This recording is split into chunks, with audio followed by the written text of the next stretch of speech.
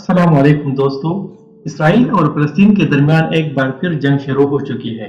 7 अक्टूबर सुबह 6:30 पर हजारों की तादाद में रॉकेट बरसना शुरू हो गए। इसराइल के डिफेंस फोर्स ने बताया कि तकरीबन 2200 रॉकेट दागे गए, जबकि हमास ग्रुप का कहना है कि तकरीबन 5000 रॉकेट फायर किए गए हैं। इसराइल के पास दुनिया की जदीद तरीन सिस्टम आयरन डोम है। जब ये रॉकेट इसराइल की तरफ आते हैं, ये सिस्टम खुद ब खुद उन रॉकेट को हवा में तबाह कर देता है। लेकिन यहाँ पर हमास ने तकरीबन 5000 रॉकेट फायर किए, वो भी सिर्फ 20 मिनट के अंदर अंदर, जिसने इस एडवांस आयरन डोम सिस्टम को भी फेल किया। इस सरप्राइज अटैक से बहुत से लोग मारे गए इसराइल में। इसराइल फलस्तीन की तारीख में ये सबसे बड़ा मुनज़्ज़म हमला तस्वुर किया जाता है। इस तरह का हमला आज से तकरीबन 50 साल पहले मिस्र और सीरिया ने ऐसा ही सरप्राइज दिया था इसराइल को, और उसके बाद एक जंग छिड़ गई थी। इस दफा रॉकेट हमलों के साथ साथ हमास ने जमीन और समंदर से भी हमला किया है इसराइल पर। इसराइल और गजा पर जो खतरनाक बाड़ लगाई गई थी, उसे भी हटा दिया गया।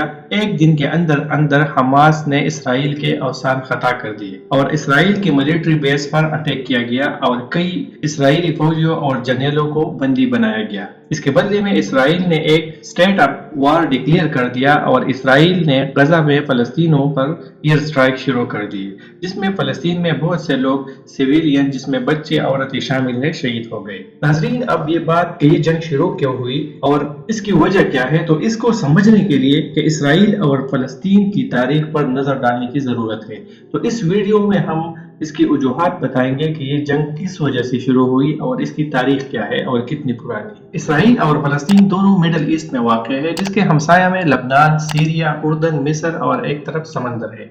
इस नक्शे पर अगर आप गौर करें तो ये बीच का इलाका इसराइल का है और फलस्तीन के इलाके दो हिस्सों में तकसीम है। एक गजा के पट्टी, जिसको गजा स्ट्रिप, और दूसरी वेस्ट बैंक, जिसको मगरबी किनारा कहते हैं। वेस्ट बैंक में इसराइल की बस्तियां आबाद है और इसे अक़वाम मुत्तहिदा की तरफ से भी इल्लीगल गैर कानूनी तस्वुर किया जाता है। वेस्ट बैंक एक फलस्तीनी ग्रुप अल-फतह के कंट्रोल में है।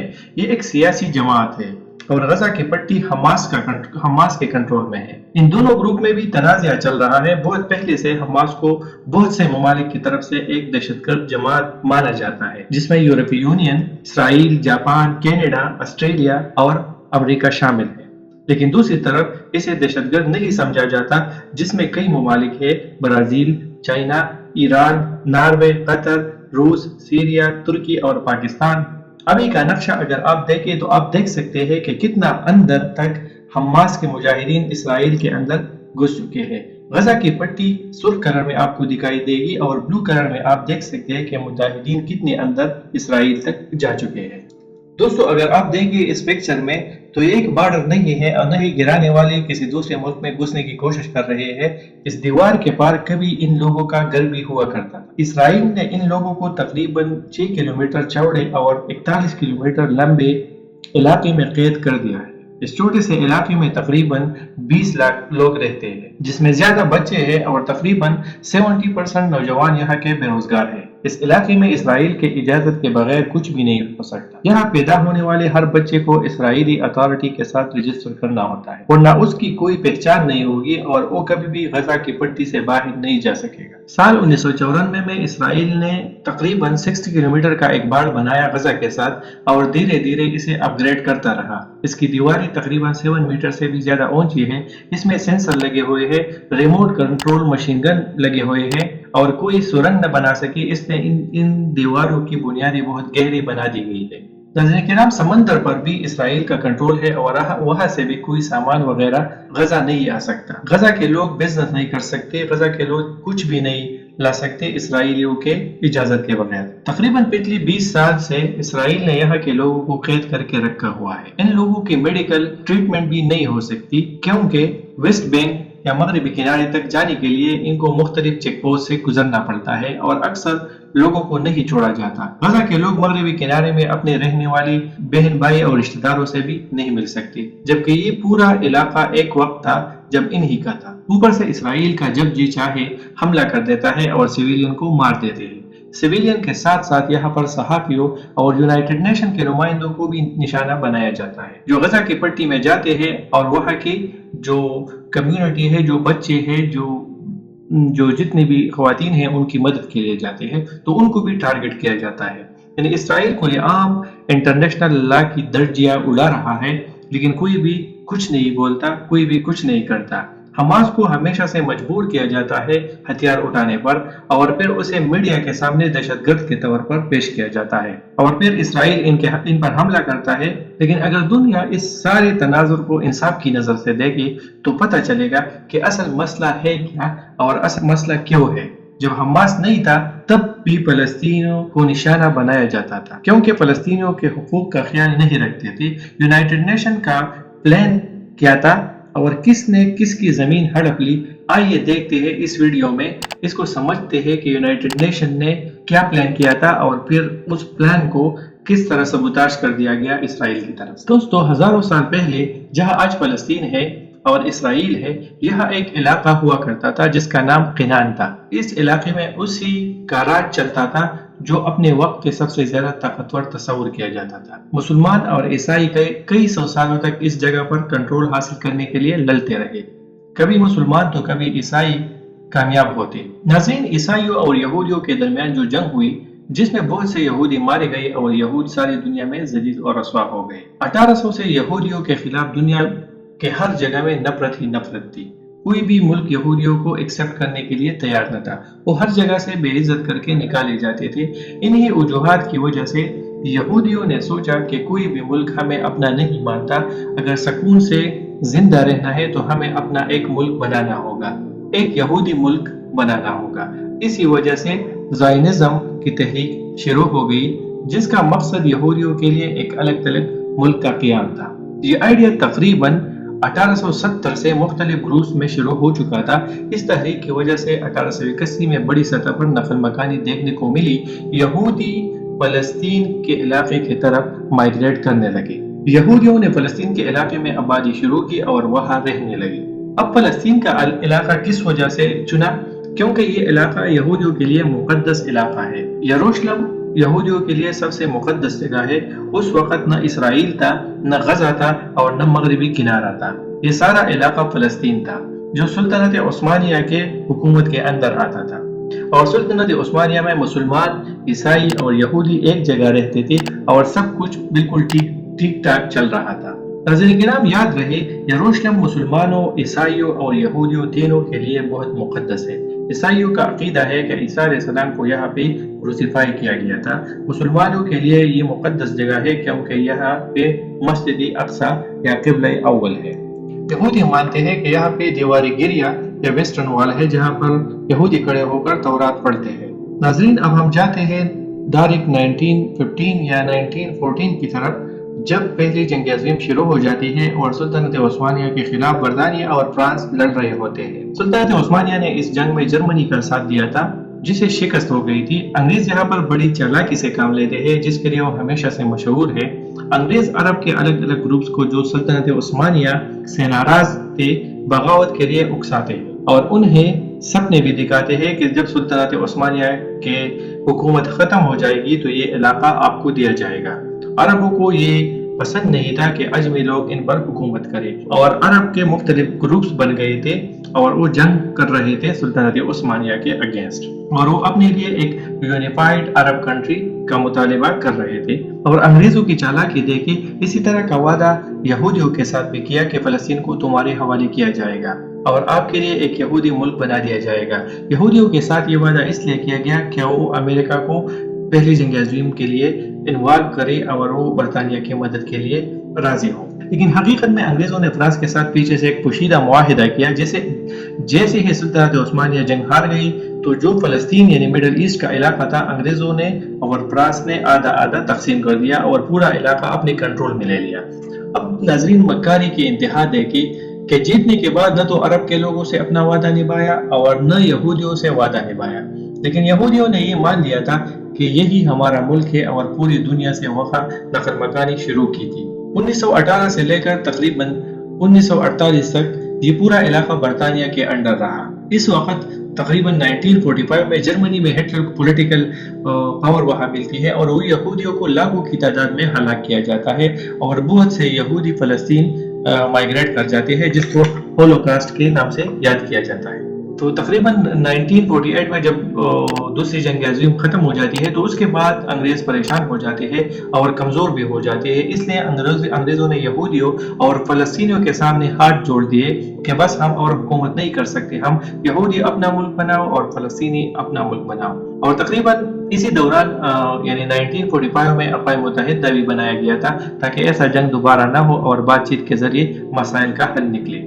اب اس کے بعد عرب کے لوگ پریشان تھے کہ زمین ہماری ہے تو اسے یہودیوں کو کیوں دیا جائے، ہم نے تو یہودیوں پر ظلم نہیں کیا ہے، یعنی ظلم نہیں کیا ہے مطلب یہ ہے کہ یہودیوں کو تو ہٹلر نے مارا ہے، ہم نے تو نہیں مارا ہے کہ یہ مظلوم بنتے رہے اور ہماری زمینوں پر قبضہ کرے، ہماری زمین ہے تو ہمیں حق ہے کہ ہم اس پر رہے۔ اس وجہ سے برطانیہ اور انگریز نکلتے ہی یہ ذمہ داری اقوام متحدہ کو سونپ دی جاتی ہے اور اقوام متحدہ کو کہا جاتا ہے کہ آپ یہ جو مسئلہ ہے فلسطین اور اسرائیل کے درمیان اس کو حل کیا جائے۔ اقوام متحدہ ایک منصوبہ بناتا ہے کہ کتنا علاقہ یہودیوں اور کتنا علاقہ مسلمانوں کو دیا جائے۔ تو اقوام متحدہ کے مطابق تقریباً 45% کا حصہ عرب ممالک جبکہ 55% کا جو حصہ ہے وہ یہودیوں کو دیا جاتا ہے۔ اور یروشلم جو مسجد اقصی ہے جو تینوں مذاہب کے لیے مقدس ہے ان کو انٹرنیشنل سٹی یا انٹرنیشنل علاقہ ڈکلیئر کیا جاتا ہے اور اس کو یونائٹڈ نیشن اپنے کنٹرول میں لیتا ہے۔ یہودی اس منصوبے کو مانتے ہیں اور اپنے ملک کا نام اسرائیل رکھتے ہیں اور اسرائیل ملک یہاں بن جاتا ہے، لیکن دوسری طرف عرب ممالک اس منصوبے سے خوش نہیں تھے۔ دنیا کے بڑے بڑے ممالک نے اس منصوبے کو نہیں مانا اور آج بھی نہیں مانتے۔ دوستو یہاں پر ایک بات واضح ہے کہ یہ سارا مسئلہ مغربی ممالک نے بنایا ہوا ہے۔ وہ چاہتے تھے کہ میڈل ایسٹ میں ان کا ایک پیادہ ہو جس سے وہ عرب ممالک کو کنٹرول کر سکے۔ پہلے عربوں سے جھوٹا وعدہ کیا، یہودیوں پر مظالم بھی انہوں نے کیے اور پھر اس کا بدلہ بھی مسلمانوں کے ذمہ ڈال دیا۔ جب اقوام متحدہ نے یہ منصوبہ پاس کیا تو اگلے ہی دن یہودیوں اور عربوں میں جنگ چھڑ گئی۔ اس جنگ کو فرسٹ عرب اسرائیل وار کہتے ہیں جو 1948 میں شروع ہوئی۔ اس جنگ میں 5 عرب ممالک مصر، عراق، اردن، لبنان اور سیریا ایک اسرائیل کے خلاف لڑتے رہے۔ اسرائیل جنگ جیت جاتا ہے کیونکہ اسرائیل کو برطانیہ کی سپورٹ حاصل ہوتی ہے۔ اب 1949 یعنی 1949 میں جب یہ جنگ ختم ہو جاتی ہے تو فلسطین جو پارٹیشن پلان ہے جو اقوام متحدہ نے بنایا تھا اس کے مطابق جو علاقے فلسطینیوں کے ہونے تھے ان میں سے کئی علاقوں پر اب اسرائیلیوں کا قبضہ ہوتا ہے۔ تو اس کے بعد غزہ کی پٹی یہ مصر کے پاس چلی جاتی ہے اور مغربی کنارے کا جو علاقہ ہے وہ اردن کے پاس چلا جاتا ہے۔ اس کا مطلب ہے فلسطینیوں کے پاس اپنی کوئی جگہ نہیں رہتی۔ تقریباً 7 لاکھ فلسطینیوں کو اپنا گھر بار چھوڑ کر مہاجر بننا پڑتا ہے، مختلف عرب ملکوں میں پناہ دی جاتی ہے اس کو۔ اس کے بعد تقریباً 1967 میں ایک اور جنگ ہوتی ہے جس کو سیکنڈ عرب اسرائیل وار کہتے ہیں۔ اسی بھی اسرائیل نے جیتا اور اس جنگ میں بھی اسرائیل کو دوسرے ممالک کا سپورٹ حاصل تھا۔ اس جنگ میں نہ اسرائیل نے صرف غزہ کی پٹی اور مغربی کنارہ بلکہ مصر کا بہت بڑا علاقہ اپنے قبضے میں کر لیا تھا اور عرب دنیا کو بہت بڑا نقصان ہوا اس جنگ میں۔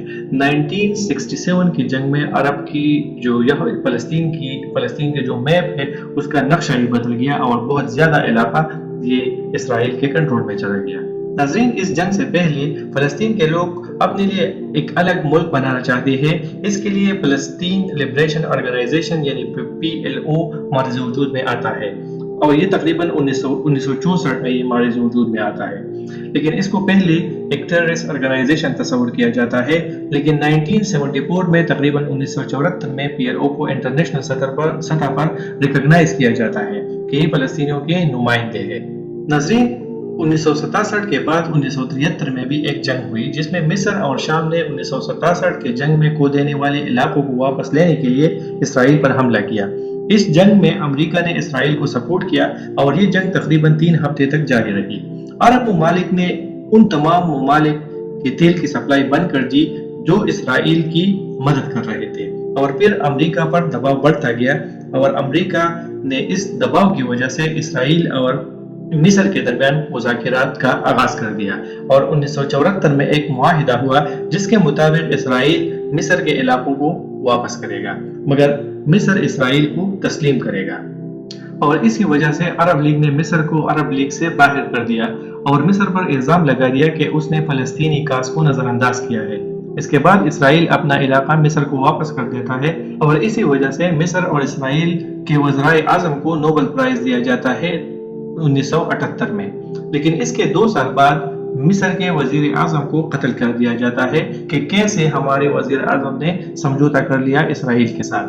1967 से लेकर 1980 तक मगरबी किनारा और गजा की पट्टी पर इसराइल का कब्जा था। इसी दौरान बहुत से यहूदी मगरबी किनारे में अपनी बस्तियां आबाद करते रहे और वहां रहने लगे।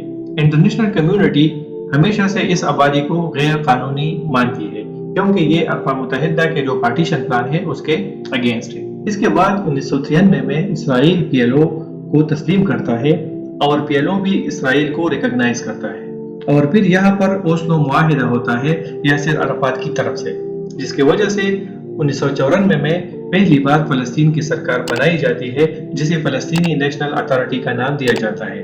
लेकिन इस वक्त तक मगरबी किनारे में इसराइलियों ने अपनी बस्तियां बनाई होती है और फलस्तीनी लोग बहुत कम इलाकों में रहने लगते हैं और मगरबी किनारे के इलाके को 3 एरिया में डिवाइड किया जाता है, जिसमें first A, 2 area B and area C.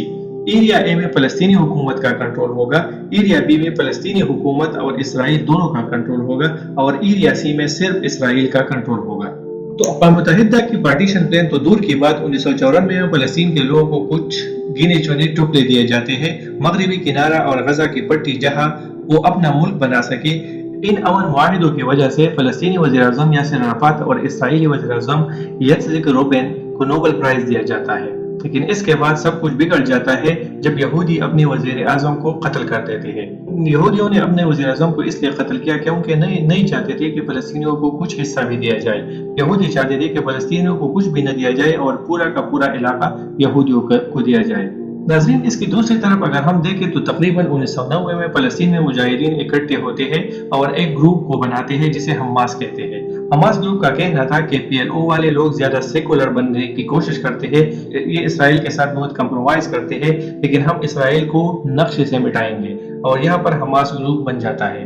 Hamas group 1996 में फ़लस्तीनी इलेक्शन का बाइकाट करता है, बल्कि मुख्तलिफ जगहों पर इसराइल में हमले करता है और इस वजह से 2002 में दोनों तरफ से हमले किए जाते हैं जिसमें बहुत से लोग मारे जाते हैं और इसराइल अपने बस्तियों में दीवार बनाना शुरू कर देता है और मुख्तलिफ जगहों पर चेक पॉइंट लगाने शुरू कर देता है।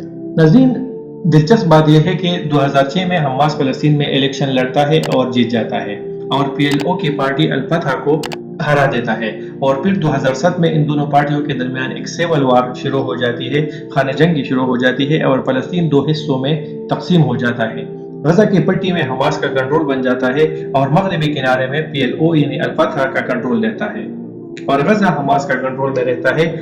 आज जो लड़ाई देखने को मिलती है या राकट दागे जाते हैं, ये असल में गजा की पट्टी से दागे जाते हैं और मगरबी किनारा जहाँ पे अल-फतह की गवर्नमेंट है उसमें इस तरह के झगड़े नहीं होते क्योंकि वहाँ पे यहूदी ज्यादा है और ताकतवर भी है और वहाँ पे मुसलमान बहुत माइनॉरिटी में है। तो ये सिचुएशन है दोस्तों, इसमें कोई शक नहीं है कि इसराइल मगरबी किनारे में कई दिहाइयों से अपनी आबादकारी कर रहा है और वो भी नाजायज कर रहा है और मुसलमानों को तकलीफ पहुंचा रहे हैं मुख्तलिफ तरीकों से। यहूदी चाहते हैं कि पूरे मगरबी किनारे पर कब्जा कर लिया जाए। तो दोस्तों, अभी इसराइल को एक बहाना मिल गया। अभी जो रिसेंटली जो अटैक हुआ है इसमें इसराइल को एक बहाना मिल गया और इसराइलियों ने गजा की पट्टी पर हमले शुरू कर दिए हैं और हमेशा की तरह इंटरनेशनल जो लॉ है उसकी दर्जियां उड़ाई गई है, बच्चों और औरतों को शहीद किया है और फलस्तीनियों के एक छोटे से एरिया तक महदूद कर दिया है और ये जुल्म सितम जारी है और बहुत से अरब ममालिक और अक़वाम मुत्तहिदा इस पर चुप है और तमाशा देख रहे हैं। तो दोस्तों, ये थी इसराइल और फलस्तीन की आजकल जो जंग हो रही है उसकी एक छोटी सी हिस्ट्री।